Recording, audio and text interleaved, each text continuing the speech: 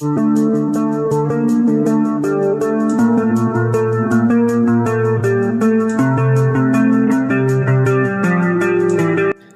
باللہ من الشیطان الرجیم، بسم اللہ الرحمن الرحیم۔ کرولش اسما کے مطلع کو ایک نئی ویڈیو میں خوش آمدید۔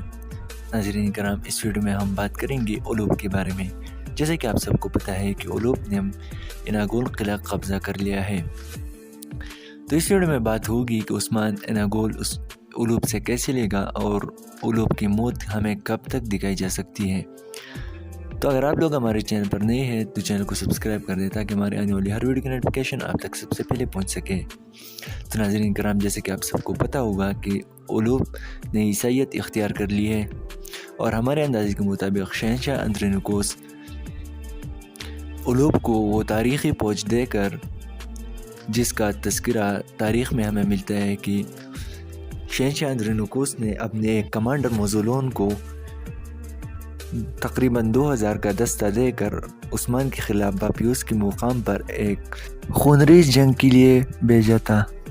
تو ہمارے اندازے کے مطابق اگر اولوب عیسائیت اختیار کر چکا ہے، تو اگر وہ اپنا نام بھی بدل لیتا ہے تو اس میں کوئی حرج نہیں، اور اگر اولوب اپنا نام بدل کر جارج موزولون رکھ لے تو وہ ایک تاریخی کردار بھی بن جائے گا، اور اس کے ساتھ ساتھ وہ ایک بہترین ویلن بھی بن جائے گا۔